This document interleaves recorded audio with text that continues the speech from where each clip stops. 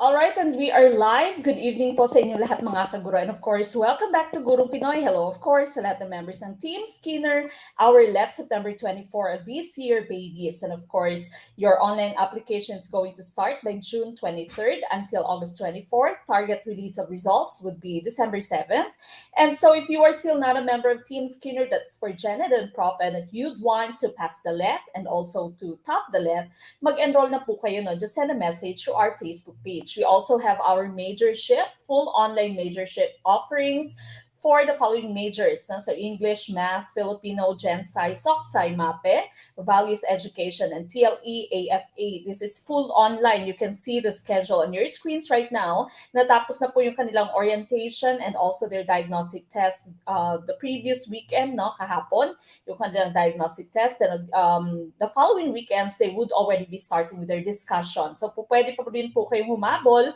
Just send a message to our Facebook page, whatever it is that you've missed, kahit na ngayon lamang po kayo magpapa-member sa Team Skinner or it might be in our majorship, pwede nyo pong balikan lahat ng ating full-length videos. And of course, you can join our quizzes for Team Skinner and also download our PDF. Okay, so again, just send a message to our Facebook page. If you are watching us on Facebook right now, that's the same Facebook page where you should be sending your messages. If you're watching us on YouTube, then please consider subscribing and of course, send us a message sa ating po Facebook page. Okay, now members of Team Skinner, make sure that you are watching us in your groups. It might be Team Skinner Section A or B para dire-diretso po ang ating panonood. Now, September 2023 top notchers, if you are with Team Skinner and you end up being the top 3, you will be receiving 100,000 pesos from Gurong Pinoy. Top 2 would receive 200,000 pesos and top notcher rank 1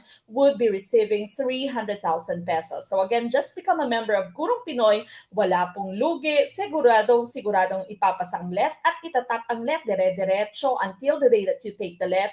Nandito po yung Gurong Pinoy one-time payment, no hidden fees, kasama na po yung inyong final coaching, your classified files, your pre-board, etc. Okay, so again, just send a message to our Facebook page. Now, tonight's discussion is centered on professional education, the 30 items that Team Skinner have answered since yesterday now until 7 p.m. of tonight. Okay, but of course, before we start with our discussion, let us all have our opening prayers. So samahan niyo po ako mga kaguro.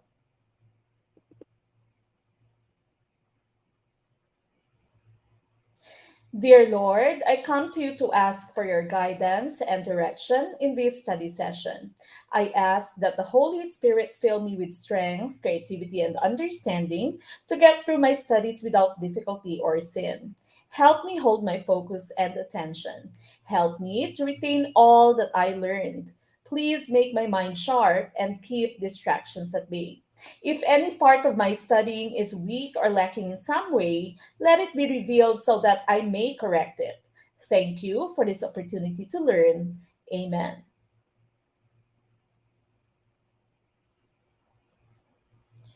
All right, now once again, this is Prof. Ed. Please do like, love, and of course, share our video. Very important that you are sharing our video so that we can reach out to more people. Show your support by sending us stars on Facebook and super chat, super stickers naman po sa ating YouTube channel. We start with question number 1. Make sure that you stay interactive, you participate, you get involved in our discussion, and of course, please don't forget to comment the item number and of course the letter of your choice. Okay, we start with question number 1.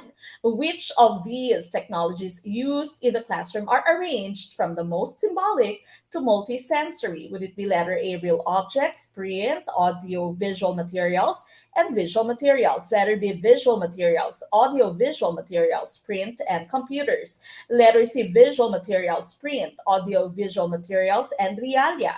Or letter D, print, audiovisual materials, computers, and realia. Okay, what is your choice? Good evening. Good evening po sa inyong lahat. Hello. You might be from Luzon, Visayas, Mindanao. Good evening. Or you might be in another country right now. Now, I know we have some of our kaguro na from Thailand, from KSA, from Abu Dhabi, from Japan, from Korea. Okay, so from America, meron din po. No? So good evening po sa inyong lahat. If you are from another country, please do put that in our comment box. para po malaman natin, no, kung saang bansa pa merong kaguro. All right, 1D. I see a lot of letter D's. Tumpak kaya ang letter D. Okay, so going back to the question here, it says arranging, no? Arranging your technology. We all know that there is what we call edtech, no? Educational technology. And it does not only mean technology as in the gadgets, okay? So some other types of materials are also being used. Ma'am Inda Noor from Malaysia, good evening po, no? And of course, good evening sa ating mga Muslim brothers and sisters. Assalamualaikum po. From Shanghai, China, good evening. Although I cannot see your name, Facebook user, again, make sure that you allow StreamYard po next time para nakikita ko po yung inyong names. Okay, so from most symbolic to multisensory, Taiwan, Sir Gideon Aceveda.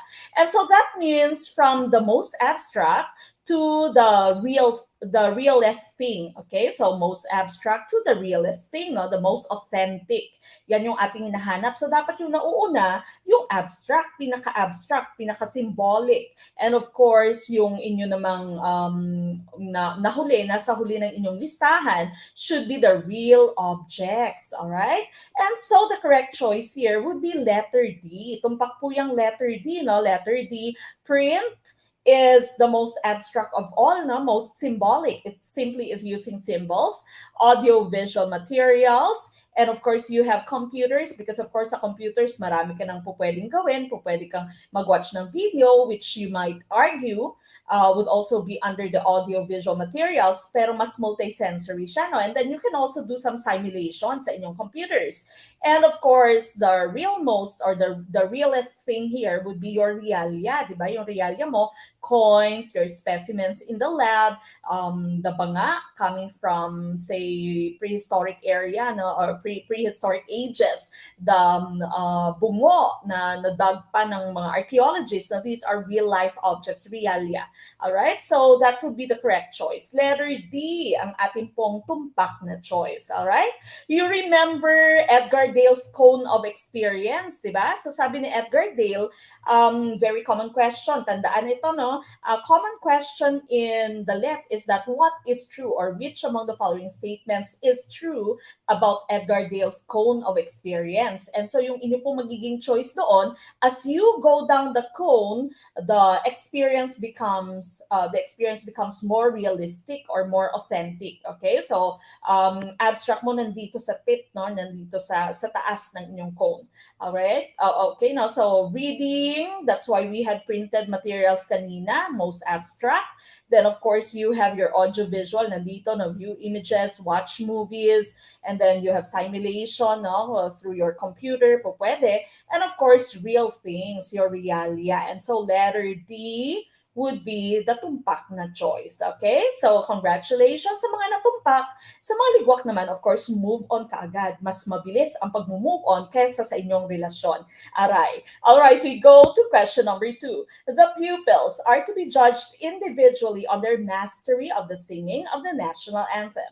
So, their teacher let them sing individually. What should the teacher use in rating the performance of the pupils, considering the fact that the teacher has only one period to spend in evaluating her 20 pupils? Would it be letter A, analytic, letter B, holistic, letter C, either holistic or analytic, or both holistic and analytic?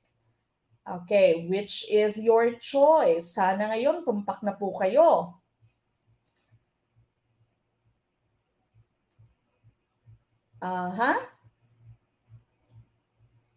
What is our choice for number 2? I see letter B's. So sabi si teacher daw may 20 pupils. Isang session lamang kailangan niyang yung po pwede niyang spend, no? And he is trying to judge the mastery of the singing of the national anthem. Sana hindi ma-Christian Bautista, di ba, no? Na merong mga nakakalimutang linya. Kasi nga naman, minsan, hindi ko alam kung anong meron sa ating national anthem, the Lupang Hinirang or Lupang Hinirang, minsan, mabilis makalimutan yung mga linya, di ba? Especially if you are singing it alone. Okay? Kung walang accompaniment. All right, so which one do you think could be the best performance rating, no, na kanyang or tool that the teacher can use. Okay, so which one would it be? The correct choice here, of course, would be letter B. Tama po yung letter B, no? Holistic. Holistic is what we are looking for. Bakit holistic and not analytic? The major difference between your holistic and analytic rubrics would be ang holistic po nyo, traditional rubric. No? So, ang pros nito, it's easy to create and use. It only emphasizes the positive. Kumbaga, pinakabuod lang yung holistic. Okay? So, for example, A to F, superior to developing. No? So, as the name implies, as the name holistic implies, you are evaluating the whole assignment as one and judging how well it meets the objective. Okay? So, kumbaga, mas madalian, no? Meron ka nang nakalagay ng pwedeng 1, 2, 3, 4, 5, 5 as the highest sa inyong columns dito and 1 as the lowest, check ka na lang, no, kung saan dyan nagpo-fall yung performance ng student. But of course, sa analytic mo, it's more specific and it provides a score and evaluates the assignment on each specific criteria. Okay? So, meron pa siyang mga specific criteria. Kumbaga, mas mabusisi yung analytic from the term, of course, na analytic. Mas analytical ka, no? Mas hinimay mo siya. And so, it would be taking a longer time for you to do this. And so, batay sa ating kanina pong question, remember sa Prof Ed, you have to analyze the question. Dapat marunong ka lang maghimay ng question. Palagi ko pong sinasabi na yung answer ninyo sa Prof Ed nandyan lagi sa sagot. No? So, dapat marunong ka lang magbasa, magkilatis ng inyong question. Minsan, meron lamang na ibang word sa inyong question na naiiba na din yung answer. No? So, hindi ka po pwedeng magpakampante sa Prof Ed. Kumbaga, especially since Prof Ed would have a greater rating or greater parte, no, sa inyo pong general weighted average than Gen Ed. Okay, so again, your holistic rubric is what we were looking for. That's letter B for number 2. We go to question number 3. Mr. Tarnate, an ICT teacher, takes into account technology standards to address the needs of the students and help them adapt with the changing society and technology. Which of the following standards is an exception? Letter A, creativity and innovation. Letter B, research and information fluency. Letter C, model digital age work and learning. Or letter D, technology operations and concepts. Which one do you think is tumpak for number 3?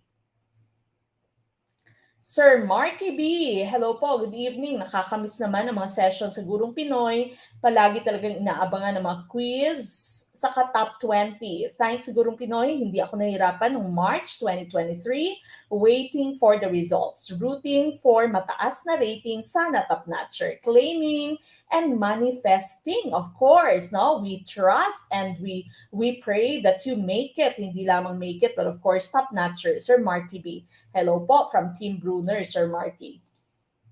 Okay, number 3, letter C.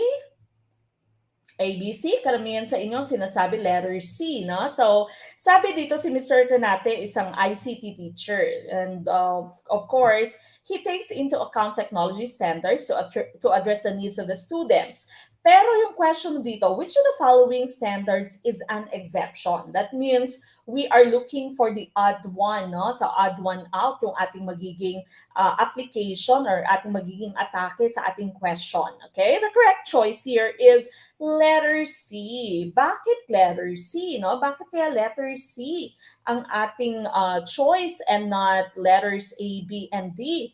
Your letters A, B, and D, of course, are also correct, no? But these are part of your students. Sa students kasi na standards, no? That's according to your ISTE. So, kumbaga, akala nyo simple lamang yung atake sa ating question, but your question was actually very specific. It is based on ISTE, no? This ISTE standards for teachers and also for students when it comes with your educational technology. When you say ISTE, this means International Society for Technology in Education. Okay, so here you have the standards for educators or for teachers, and you have the standards for students naman at the other side. No? So the rest of our choices kanina nandito, creativity and innovation, you have research and information fluency, And you have this one, no, technology, operations, and concepts. Yung add one out would be this one right here. Okay? So, saan ba? Ito pala, no? Digital age work and learning.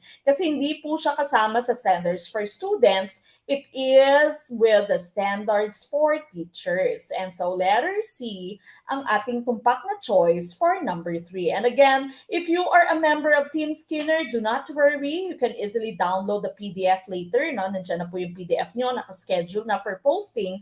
And so you don't need to copy any of this. You don't need to take a screenshot of any of our slides. So again, if you are still not a member, magpa-member na po kayo. Wala pong lugi. Okay, become a member and tutulungan ko po kayo maipasa at maitap ang inyong licensure exam for teachers. All right, we go to number 4. Mr. Fernandez is judging the accuracy of these statements. Which statements will he consider as correct? Number 1, test is a tool to measure a trait. Number 2, measurement is a process of qualifying a given trait. Number 3, assessment is a gathering of quantitative and qualitative data. Number 4, evaluation is the analysis of quantitative and qualitative data for decision making. Would it be letter A, 1 and 2 only? Letter B, 3 and 4. Letter C, 1, 2, 3. Or letter D, 1, 3, and 4. Ma'am Aini Kalayko, I miss you, Ma'am Meg. Salamat po sa lahat ng knowledge na binigay mo. Team Piaget LPT, God bless you more. Congratulations, of course, one of our LPTs from Team Piaget, Ma'am Aini Kalayko. Okay, I see a lot of letter D's. Tama kaya ang letter D? Okay, so we are trying to check which among the following statements are correct. Okay, so Mr. Fernandez is judging the accuracy of these statements. By the way, you pronounce this as accuracy, not accuracy. Okay, tayo mga Pilipino, accuracy yung ating pronunciation dito, no? Pero accuracy po ito. Ako ay na correct, no, ng aking mga Amerikanong estudyante when I was still teaching in the US, okay? Because of course, tayo, yung ating pagkakapronounce dito is accuracy, no? Turo sa atin ng ating mga teachers or narinig natin sa ating mga guro. But this should be pronounced as accuracy, okay? So accuracy, the stress is on the first syllable.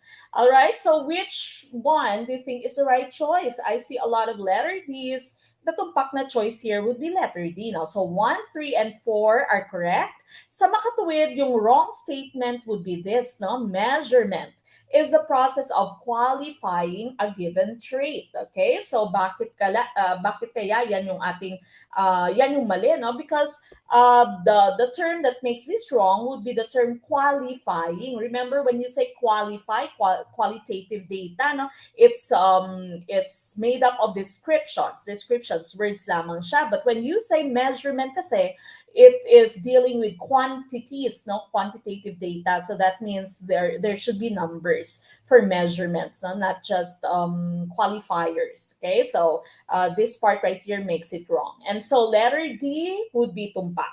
Now let's take a look at this slide right here. Now, what's the relationship among measurement, assessment, and evaluation?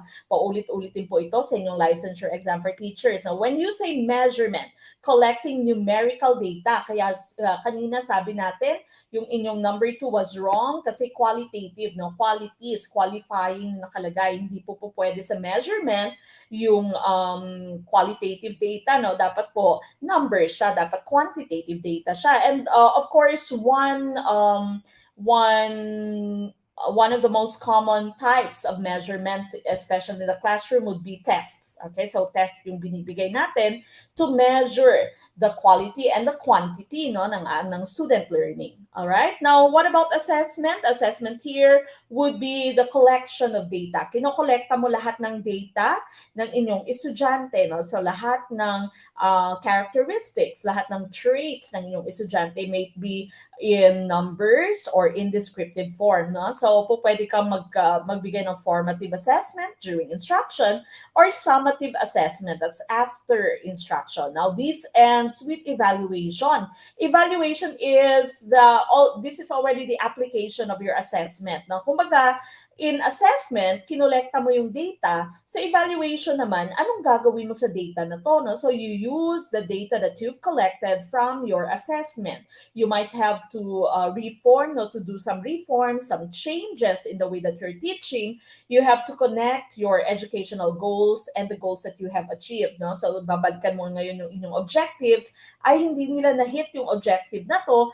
And so I would try to go back, or maybe I would try to have them relearn, no, these concepts, or to maybe correct some of their misconceptions. Okay, so evaluation is how you use the products or the results of your assessment. Now let's take a look at some examples para mas klaro po. No? So for example, Adam got 25 out of 50. This is a type of measurement, di ba? Kasi nga meron tayong numbers, no? So may quantitative data ka. Adam got 25 out of 50. Now, when you go to your assessment, you can just say Adam's grade is fair, di ba? So, kinolekta mo.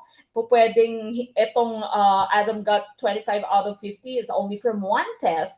Ngayon, kinolekta mo na lahat ng mga ginawa ni Adam sa inyong classroom, hindi lamang test, meron pang ibang mga activities. No? So remember, assessment can either be formative or summative. Okay, now you say Adam's grade is fair. Now, what do you do with this assessment? No? So what you do with the assessment, that of course would be our evaluation. So we can say that Adam needs to focus more on X and Y parts of the educational objective, and the teacher needs to work more on or develop the Z part of the teaching objective. Okay, so evaluation again is using the results of your assessment. Sana klaro na po? Klaro na po ba the differences between measurement, assessment, and evaluation? Sir Janjan Del Villar.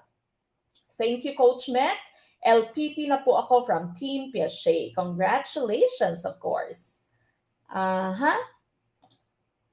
All right. So the correct choice there would be number 2, no? Letter D yung ating choice kasi number 2 po yung mali. So 1, 3, 4 are correct statements. All right, we go to number 5. If I have to use the most authentic method of assessment, which of these procedures should I consider? Letter A, traditional test. Letter B, performance-based assessment. Letter C, written test. Or letter D, objective assessment. What's your choice? Ma'am Irene Bukong. Thank you, Coach Mac. LPT na po, October 2022 passer, Team YouTube with good rating, of course. Kapag kaalagang Gurong Pinoy, good rating, of course. Very high rating. Uh-huh.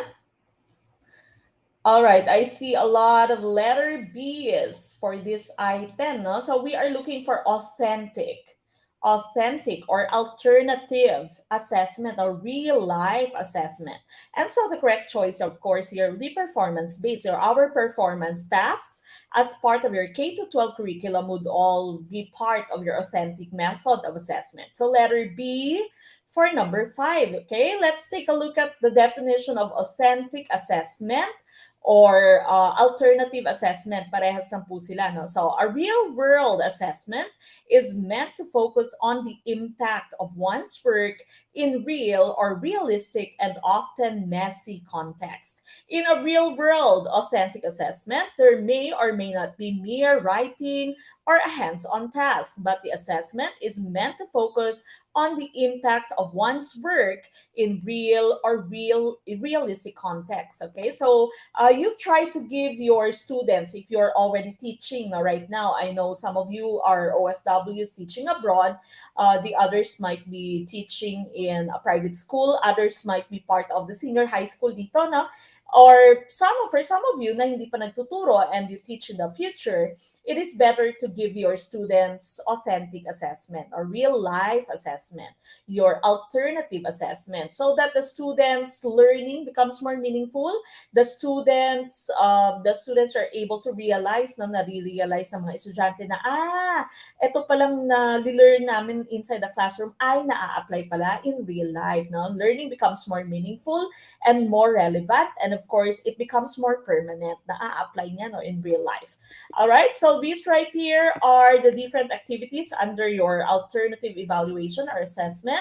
projects, web quests, podcasts, videos, blogging, journals, presentations, and of course, you use your rubrics, your checklist, etc., to grade them. Okay, to grade the products of your students. And usually, yung pinakaruro could be the portfolio, di ba? Yung when you say portfolio or e-portfolio, it is a collection of all your students' work. Okay, so these here are the other types or the different types of your alternative assessment. Okay, so the correct choice there was performance tasks, no performance-based assessments. Okay, we go to number 6. After doing the exercise on verbs, Miss Barilio gave a short quiz to find out how well students have understood the lesson. What type of assessment was done? Letter A, summative assessment. Letter B, formative assessment. Letter C, diagnostic assessment. Or letter D, placement assessment. Letter C, meow, sabi ni Sir Eking Cat. Okay, what do you think is the right choice? Please put the item number and of course the letter of your choice. All right, I see a lot of letter B's. Letter B. Okay, so nag-exercise sila, nag-drill sila on verbs, and pagkatapos doon, nagbigay si Miss Barilio ng short quiz, no? And so the correct choice here would be letter B, formative assessment. Formative assessment po ang ating hinahanap. Let's take a look at, oh, wala pala. Okay, sorry, akala ko nandyan yung slide ko, no? Baka it might be after a similar question. Okay, now, let's try to differentiate the types of assessment that we have here. No? Summative assessment mo po, this is done after instruction. So ito yung mga big test mo, no? Your periodical test, your first quarter test, your achievement tests, no? Yan yung mga examples ng inyong summative assessment. Another term for this would be assessment of learning, di ba? Assessment of learning. Now, your formative assessment, these are the activities that you ask your students to do daily, no, during instruction. Okay, so usually hindi siya graded, no, na chine-check siya, but hindi siya kasama sa pag-compute ng grades ng inyong estudyante. Okay, so that's formative assessment. It is done during instruction. It also guides the teachers in the way that they teach, no? Maaring they might revise their activities kung hindi na hit ng students yung objectives, no? This is also known as assessment for learning. Now, you see the hint there. Assessment for learning. Itong summative assessment mo is assessment of learning. Ang assessment as learning naman is done by the students, okay? Metacognition by the students.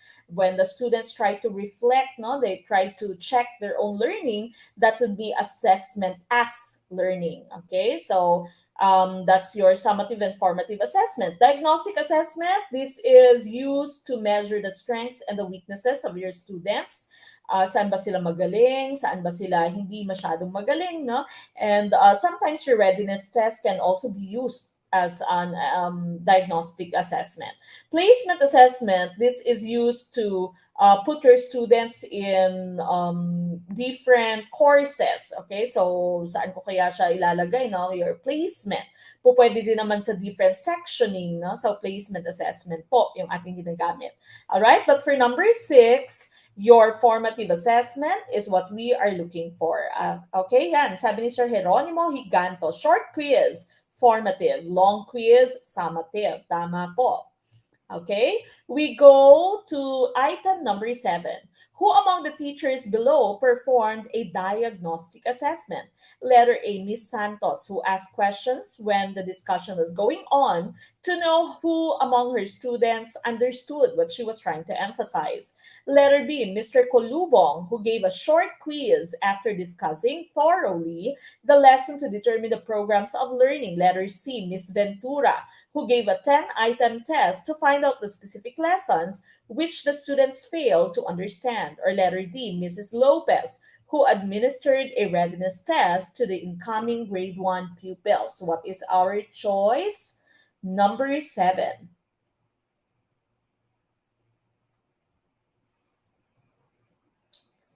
Sir Elijah Mark Gabriel, good evening po. Hello, Mamek. Thank you po ulit sa tulong. Proud member of Team Piaget, proud self-review, and salamat Lord, October 2022 let passer with high rating. Of course, baska tuloy.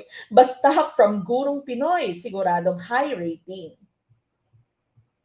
Sir Luigi Facundo, hello po. Napadaan po, waiting for the results ng March Let. Pero I'm claiming my license kasi hashtag Alagang Team Bruner, of course. Good evening po sa mga Team Bruner, Team Piaget, Team Gardner, Team Erickson, Team Grow natin. Ang dami na nating teams. And of course, right now, suportahan niyo po yung Team Skinner no, sa mga kuya at atin yung nakapasa na. Uh-huh.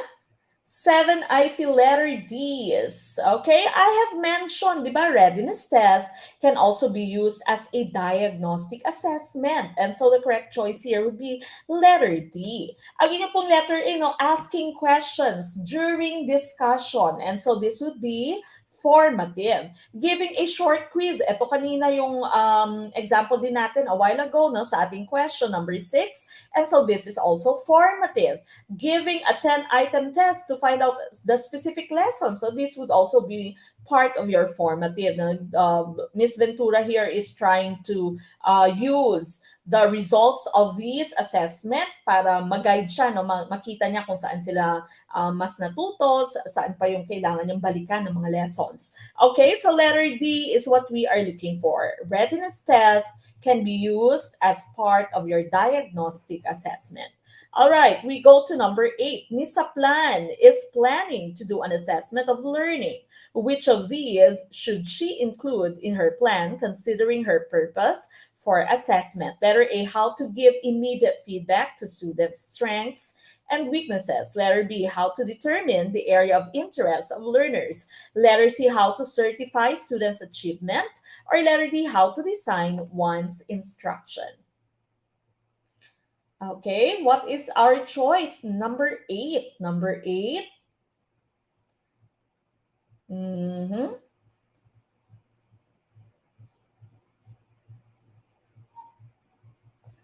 Okay, what do you think is the correct choice? So again, if you'd want to enjoy the full video, to join our quizzes, to download our files, become a member of Team Skinner. Just send a message to our Facebook page. If you are watching us on Facebook right now, if you're watching us on YouTube, you can find us on Facebook. Of course, the name's Gurong Pinoy also, with 300 plus thousand followers, no? And kasi merong ang tawag dyan, poster page, no, na Gurong Pinoy din yung ginagamit, logo din natin yung ginagamit, but you can see naman sa post and sa information na fake yung page na yon. Okay, so make sure that you are sending a message to the right page. Just send a message po, pwede pa rin po kayong humabol if you will be taking the LET this September.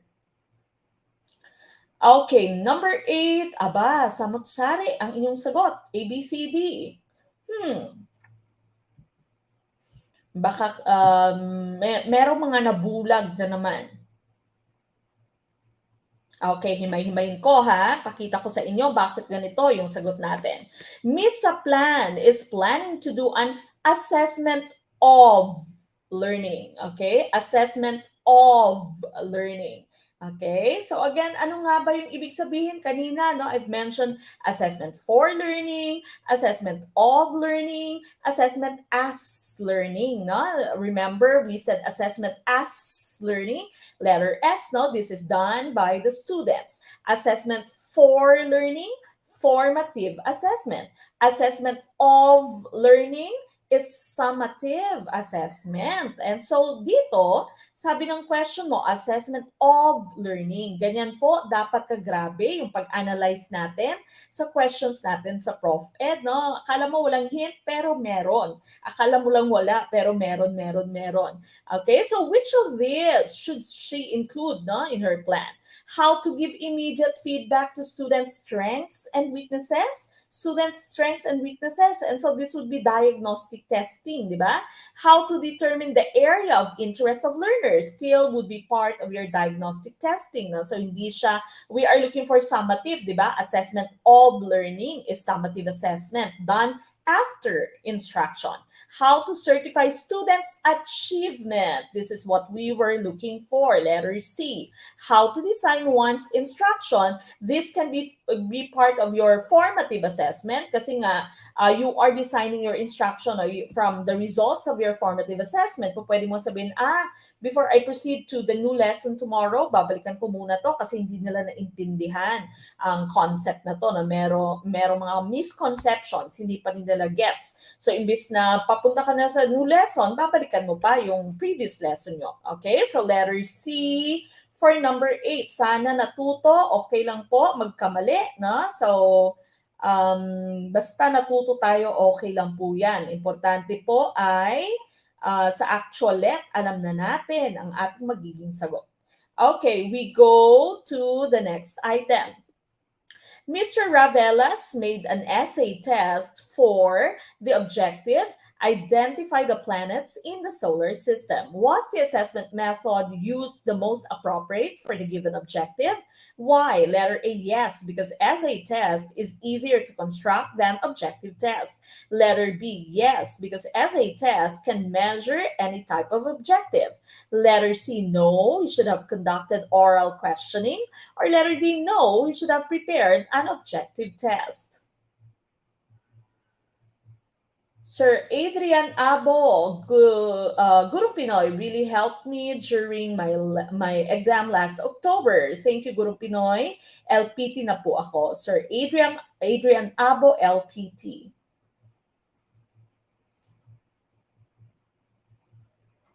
All right, number 9, ICDs.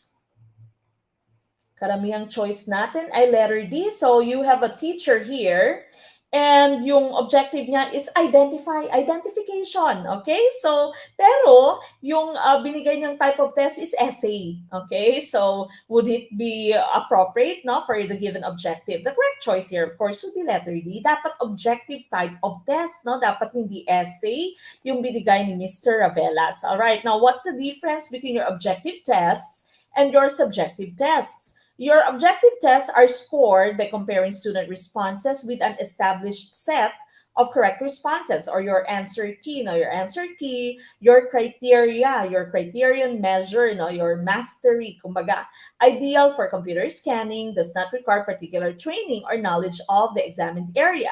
The use of multiple choice questions, true, false, and matching. These are the more common types of your objective test. Now, so your LET is a type of objective test, of course. You have your set criteria, di ba? Meron kayong table of specifications. Subjective tests require scoring by opinion or personal judgment. So the human element is very important. Examples include essay tests, comprehension questions, and interviews. But of course now, para mas maging fair tayo in checking your subjective tests such as your essay, we have to use rubrics, di ba? Gumagamit na tayo ng rubrics or scoring guide para lang mas fair, no, mas objective ang ating pag-check ng work ng ating students. So of course, if you are checking the essay of your students, the essay tests of your students, it's also very helpful that you cover the names. No? Tinatakpan dapat yung names ng estudyante para po wala kayong bias. No? Baka mamaya nakita nyo, ay, itong batang ito, bobits to, no? Hindi masyadong marunong ito. Pag nakita mo na yung name ng bata, minsan meron ka ng judgment, nagiging judger ka, di ba? So, minsan low na kaagad yung lalagay mong rating, no? Especially kapag hindi maganda yung sulat kamay. At the same can be true if it's the other way around, no? Kapag nakita mo na, ito valedictorian, 100 ka agad, alright? So, we have to use your scoring guide or your rubric, no? For checking your subjective types of tests, no? Yung inyong, the bar exam, di ba? Yung bar, merong essay, may parte silang essay, and so dapat daw maganda yung sulat kamay nila para mas ganahang magbasa ng yung sino man yung nag-check ng essay part. Okay? So again, letter D po ang ating hinahanap. Sana tumpak yung inyong choice. Okay, we go to number 10. Mr. Cedro wants to test students' knowledge of the different places in the Philippines, their capital, and their products. And so he gave his students an essay test. If you were the teacher, will you do the same? Letter A, no. The giving of an objective test is more appropriate than the use of essay. Letter B, no. Such method of assessment is inappropriate because essay is difficult. Letter C, yes. Essay test could measure more than what other tests could measure. Or letter D, yes, as a test is the best in measuring any type of knowledge. Okay, eto no, sana natuto na kayo sa number 9. Alam nyo na yung inyong magiging atake for question number 10. Okay, so halos magkaparehas lang, di ba?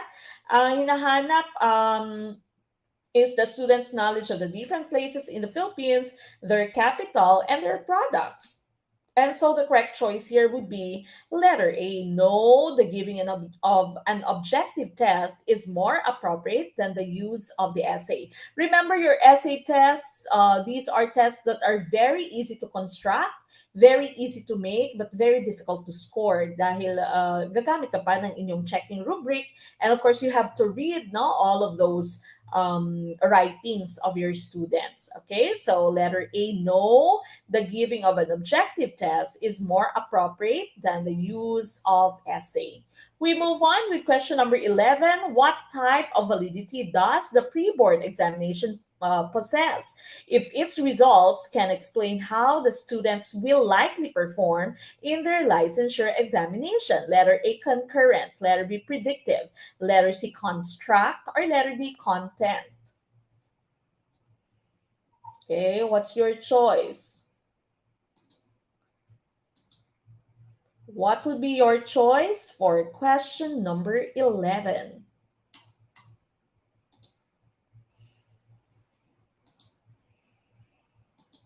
11, I see